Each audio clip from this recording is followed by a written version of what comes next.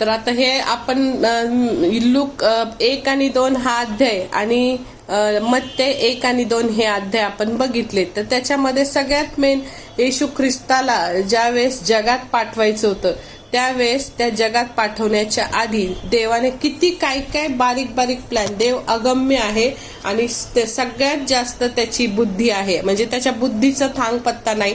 तर अशा या देवाने आपल्याला कशा प्रकारे देवाचं येशूचा जन्म होणार आहे हे सांगितलं. तर सगळ्यात पहिलं आपण उत्पत्तीमधील पतन म्हणजे आदाम आणि हवेने फळ खाल्लं त्यावेळेस देवाने काय केलं, त्यांना हाकलून दिलं त्या ह्याच्यातून.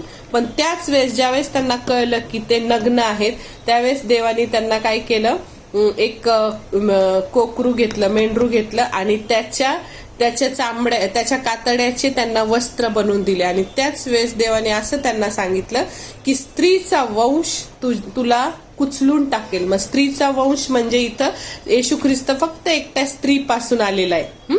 बाकी सगळ्यांना अख्ख्या बायबलमध्ये कुणी बघा तर प्रत्येकाला बाप आहे, फक्त येशू ख्रिस्ताला वडील नाहीये, म्हणजे तो फक्त स्त्रीचा बीज आहे. आणि स्त्रीचं बीज तुझं असं स्त्रीचा वंश तुला काय करेल, कुचलून टाकेल, तुझा नाश करेल, असं त्यांनी तिकडं त्या वचनात उत्पत्ती 3:15 मध्ये हे वचन आहे. मग नंतर मग त्या आपल्याला कळलं की उत्पत्तीमध्येच देवाने ही योजना केली होती की स्त्रीचा वंश म्हणजे येशू ख्रिस्त सैतानाला तुडवणार आहे, हे आपल्याला कळलं याच्यात. तो पहिला पॉइंट बघितला. मग काल आपण वाचलं यशाया 6:7 मध्ये, तर त्यात 2 वचनं आपण बघितली की यशाया 7व्या अध्यायात असं लिहिलेलं आहे की नाही का, तो जे मत्ते 1 मध्ये जे वचन लिहिलेलं आहे की त्याला इम्मॅन्युअल म्हणतील, पहा कुमारी गर्भवती होईल आणि तिला पुत्र प्रसवेल आणि ते त्याला इम्मॅन्युअल असं म्हणतील. मग हे वचन यशायामध्ये आधीच देवाने 700 का 900 वर्ष आधीच सांगून ठेवलेलं होतं. म्हणजे यशायाची भविष्यवाणी कधी पूर्ण झालं, 700-800 वर्षानंतर ती पूर्ण झाली. आणि मग ते म्हणजे हे देवाचे एक एक प्लॅन मी त्यात सांगितले, तुम्हाला हे पॉइंट दिलेत. त्याच्यामध्ये सगळ्यात पहिलं उत्पत्ती मधला प्लॅन, मानवाचं पतन झालं तो, नंतर यशाया ह्या वेगवेगळ्या संदेश त्यांनी सांगून ठेवलं होतं की मसीहा येणारे, मसीहा येणारे. मग ती यशायाची भविष्यवाणी पूर्ण झाली. मग नंतर तो येण्यासाठी तयारी करण्यासाठी देवानी त्याच्या आधी म्हणजे आता डायरेक्ट तर येणार नाही मसीहा, लोकांना जगातल्या कळायला तर पाहिजे. आता पंतप्रधान येतो म्हटल्यावर त्याची चर्चा सगळीकडे व्हायला पाहिजे ना. सगळे रस्ते कसे साफसूफ होतात, हे होतं, सगळ्या गोष्टी सगळ्या क्लीन नीट अँड टायडी होतात. पण तसं त्या देवाचा पुत्र येणारे म्हटल्यावर काहीतरी लोकांना कळायला पाहिजे ना. म्हणून मग तिथं काय होतं, देव काय करतो, बाप्तिस्मा करणारा योहानाचा जन्म म्हणजे अलिशिबा आणि जखर्या हे दोघं एक 80 वर्षाचं ते जोडपं असतं, 80-85 वर्षाचं.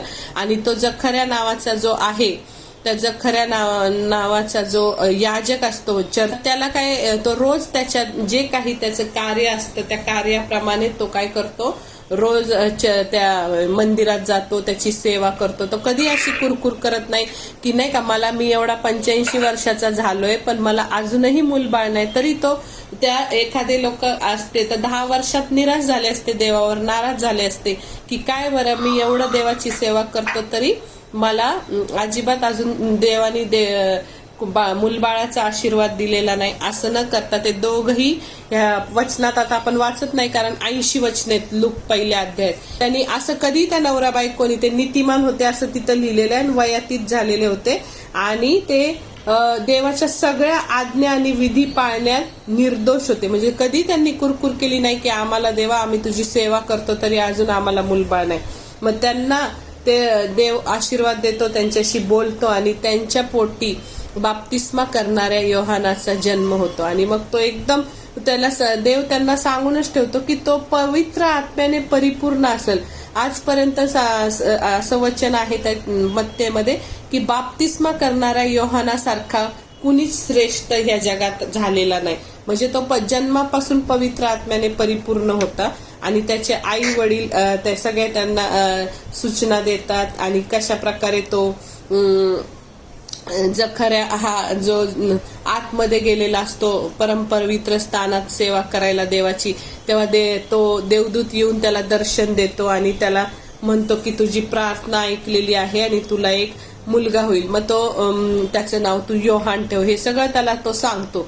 आणि अशा प्रकारे मग त्याला योहान बाप्तिस्मा करणाऱ्या योहानाचा जन्म होतो. म्हणजे देवानी काय केलेलं असतं, त्याची सुवार्ता सांगण्यासाठी की मसीहा येणार आहे हे सांगण्यासाठी येशूच्या 6 महिन्याआधी त्याचा बाप्तिस्मा करणाऱ्या योहानाचा जन्म होतो. मग चौथा पॉइंट काय आहे, कुमारी मरियेला देवदूताचा संदेश. मग सगळ्यात पहिलं मरियेला काल सांगितलं की देवदूत गॅब्रिएल देवदूत येऊन तो संदेश सांगणारा देवदूत होता. त्याने येऊन तिला संदेश सांगितला की तुला नाही का एक मसीहा जो आता ती एक धार्मिक आणि नीतिमान मुलगी होती कुमारी, आणि ती पहिल्यापासून देवाशी बोलत होती. तिने मोशेचे नियमशास्त्राचे पुस्तकं, स्तोत्र संहिता, हे सगळे जे काही पुस्तकं होते जुन्या करारातले त्यावेळेस अवेलेबल, ते सगळे वाचलेले ती नेहमी देवाशी बोलत असायची. आणि तिला जेव्हा कळतं हा निरोप, तेव्हा ती काही अशी म्हणत नाही, ती फक्त तिच्या मनात येतं की मला पुरुष ठाऊक नाही तर कसं काय मला मूल होईल. तर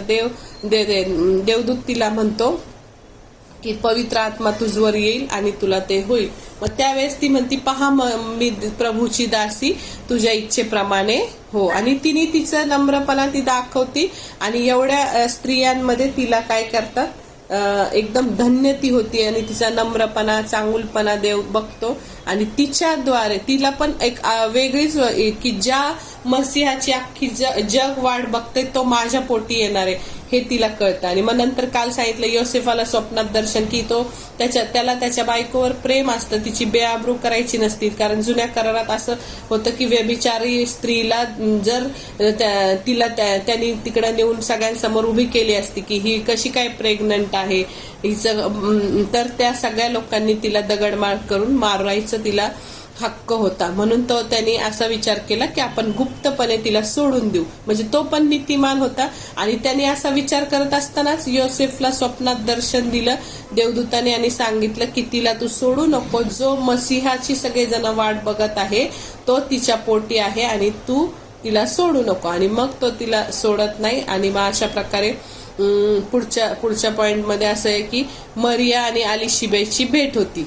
ज्यावेळेस मरियेला कळतं आणि देवदूत तिला सांगतो, लूकमध्ये मी म्हणून वाचायला लावलं, लूक 1 आणि 2 अध्यायामध्ये असं सांगितलं की ज्यावेळेस मरिया अलिशिबेला भेटायला जाते, देवदूत तिला सांगतो, बघ तुझ्या नात्यातली तुझी जी स्त्री ओळखीची जी तुझी नातेवाईक आहे तिला पण ती आता एवढ्याच 80-85 वर्षाची आहे आणि योहानाचा जन्म तिच्या पोटी होणार आहे, तू जाऊन तिला भेट. आणि ज्यावेळेस ती भेटायला जाती तेव्हा मरियेच्या बाळानी, पोटातल्या बाळानी ज्यावेळेस ती तिला आलिंगन देती तेव्हा त्या अलिशिबेच्या पोटातलं बाळ एकदम त्या दोघींचं अभिवादन म्हणजे दोघी एकमेकीला मिठी मारतात. तेव्हा मरियेच्या पोटातलं जे येशू असतो त्याच्यामुळं ही अलिशिबा काय होती, पवित्र आत्म्याने भरती. आणि काय होतं, ती म्हणती की तुझ्या आलिंगनामुळं माझ्या प्रभूच्या, ती पवित्र आत्म्याने पूर्ण भरून बोलायला लागते की माझ्या प्रभूच्या मातेने माझकडे यावे.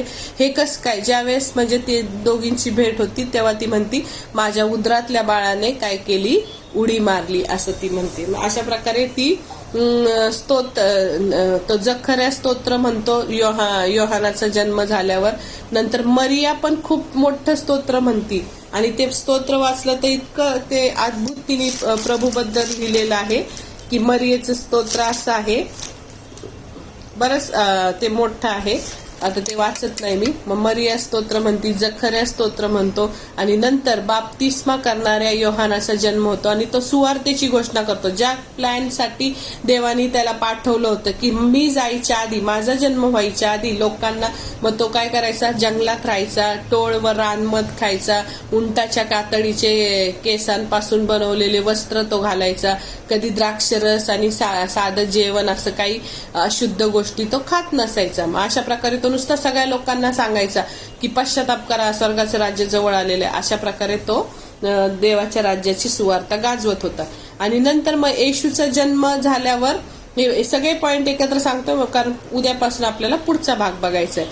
मग येशूचा जन्म ज्यावेळेस होतो त्यावेळेस तिथं त्या राजाने काय सांगितलेलं असतं, प्रत्येकाने आपापल्या गावाला जा आणि तिथं आपली नावनिशी नोंदून या. म्हणजे हे दोघंही दाविदाच्या वंशातले होते दाविदाच्या वंशातले असल्यामुळं मग त्यांचं लग्न तर झालेलं नव्हतं. ते त्यांना त्या योसेफाला आणि मरियेला इतकी बेइज्जती सहन करावी लागली, कारण तिला लग्नाच्या आधी बाळ व्हायला लागलं. मग त्यावेळेस कस काय तिची इतका अपमान, ही बाई कुठल्या चालीची आहे, किती वाईट बाई आहे ती. आणि बेथलेमात त्याची नावनिशी लिहायला लागले. आणि तिथं त्यावेळेस असं सगळेच लोक आपापल्या गावावरून आलेले होते, त्यामुळे त्यांना त्या धर्मशाळेत, उतार शाळेत, कुठल्याही हॉटेलमध्ये कुठेही जागा नव्हती. आणि त्यावेळेस एका गाईच्या गोठ्यात, जिथं जनावरं बाहेर ठेवतात, गवतात, त्या तिथं त्याला जन्म घेण्याची वेळ आली. म्हणजे अख्ख्या जगाचा मालक, पण त्याला कुठं त्याला बिछाना सुद्धा नव्हता म्हणजे अंगाखाली घ्यायला, की गवत जिथं सगळी घाण जनावरांची असती तिथं त्या गवतावर तो म्हणजे त्याला ठेवलं गेलं. म्हणजे अशा प्रकारे त्या येशूचा जन्म, तो धनवान असता आपल्यासाठी गरीब घरात जन्माला आला, कारण हे दोघं गरीब होते. आणि मग नंतर मग ज्यावेळेस येशूचा जन्म झाला त्यावेळेस अशी गोष्ट झाली की सगळीकडं ती सुवार्ता गाजवायला पाहिजे ना, म्हणून सगळ्यात फर्स्ट सुवार्ता मेंढपाळांना आली. की आता येशूचा जन्म झाल्यावर त्याच दिवशी रात्री तिथं मेंढपाळ रात्रीच्या वेळी शेतामध्ये मेंढर राखत बसलेले होते शेकोटी करून. आणि त्यावेळेस तिथं अचानक एक देवदूत उतरला स्वर्गातून. एकदम सगळे घाबरले, काय झालं असं. आणि घाबरले तर ते म्हटलं, ऊर्ध्वलोकी देवाला गौरव आणि पृथ्वीवर शांती. आणि ह्या बघा तिथं कुमारी ला मसीहा जगात आलेला आहे. बघा इथं वाचून दाखवते बघा. ते देवदूत काय म्हणाले, देवदूत प्रभूचा दूत त्यांच्याजवळ उभा राहिला, प्रभूचं तेज त्याच्याजवळ प्रकाशले आणि त्यांना मोठी भीती वाटली. देवदूत त्यांना म्हणाला, भिवू नका, कारण जो मोठा आनंद सर्व लोकांस होणार आहे त्याची सुवार्ता मी तुम्हाला सांगतो, की तीही की तुमच्यासाठी आज दाविदाच्या गावात तारणारा जन्मला आहे आणि तो ख्रिस्त प्रभू आहे. आणि तुम्हास खून ही की बाळंत्याने गुंडाळलेले व गवानीत ठेवलेले एक बाळक तुम्हास आढळेल.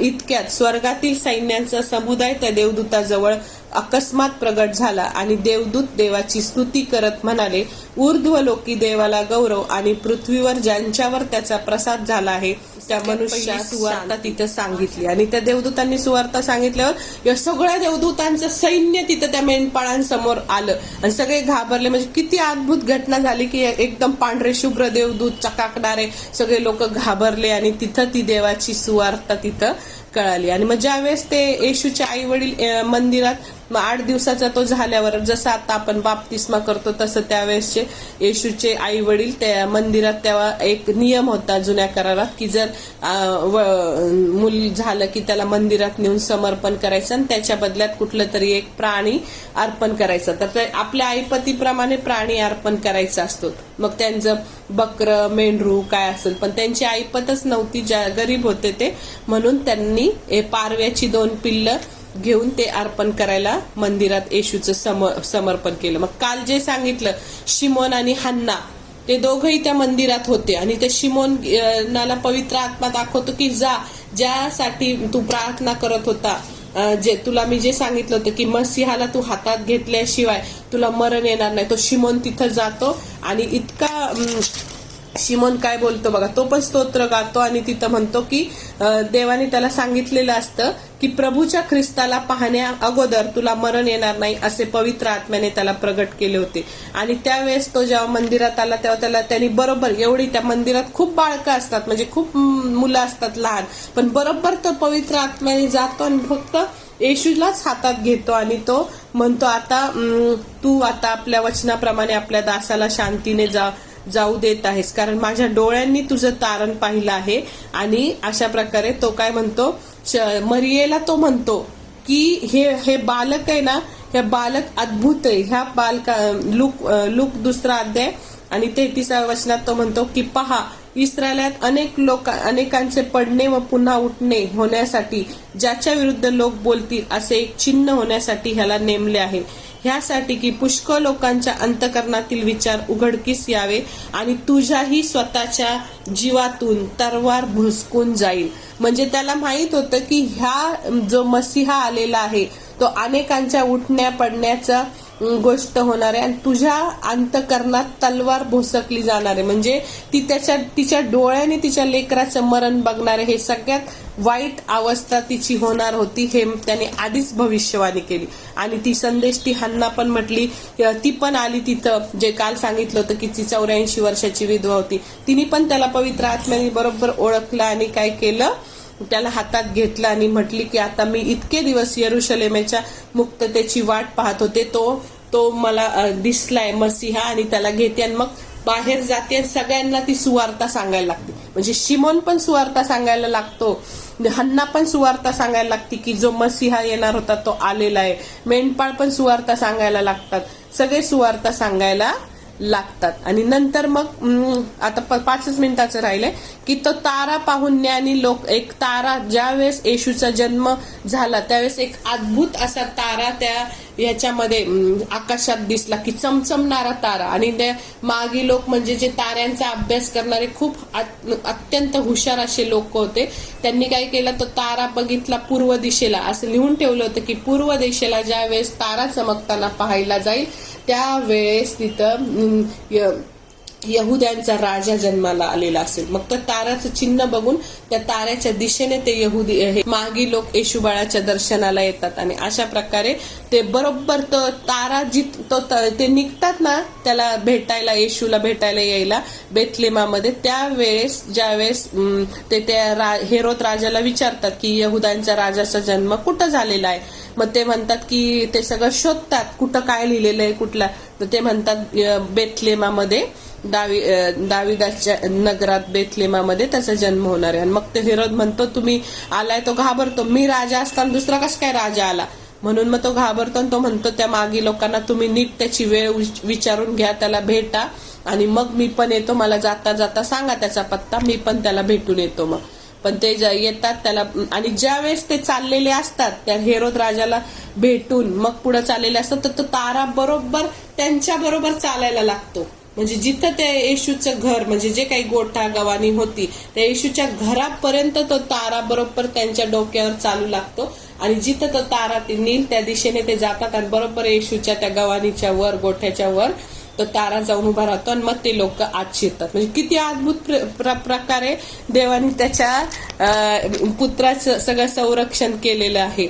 आणि मग त्यावेळेस त्या परत एकदा स्वप्नात दर्शन येतं की त्या योसेफाला की आता पहिल्यांदा तर स्वप्नात दर्शन काय येतं देवाचं की तू मरियेला सोडू नको, तिच्या पोटी पवित्र आत्म्याने गर्भ राहिलेला आहे, तो मसीहा आहे, हे पहिलं दर्शन. मग दुसरं दर्शन योसेफाला काय होतं, म्हणजे येशूच्या वडिलांना, की तू आता इथून निघून जा, कारण बाळकाचा घात करायला हेरोद राजा येणार आहे, तू परत मिसर देशात निघून जा. आणि मग तो ते जे त्याला दृष्टांत होतो तर तो मिसर देशात निघून जातो. आणि ज्यावेळेस ते ज्ञानी लोक येतात ते खूप श्रीमंत असतात, ते सोने, ऊद आणि गंधरस, एवढं सोनं, ऊद आणि गंधरस एकदम कॉस्टली असतं ते त्याला पाया पडतात ते एवढ्याशा बाळाच्या. त्यांना माहिती आहे हा राजा मसीहा आहे, हा खरा जिवंत देव जन्माला आलेला आहे, आणि त्याच्या पाया पडतात, त्याला नमन करतात, त्याला ते गिफ्ट्स देतात. आणि मग आपापल्या घरी त्यांना स्वप्नात दर्शन देतं देव की तुम्ही त्या हेरोद राजाकडे पुन्हा जाऊ नका, तो सगळ्या मुलांना काय करणार आहे, मारणार आहे. मग तो तसंच करतो. हेरोद राजा सर्व बेथलेम मधील जेवढे 2 वर्षाचे बालक होते, जन्मले 1 महिन्यापासूनचे, म्हणजे जे जन्मापासूनचे 2 वर्षापर्यंतचे जे बालक होते त्या सगळ्यांना तो त्यांची कत्तल करून टाकतो. म्हणजे येशूसाठी बघा त्याने किती मोठी कत्तल तिकडं केली. आणि लास्टला मग येशूचं बालपण कशा प्रकारे होतं ते आपण उद्या बघू.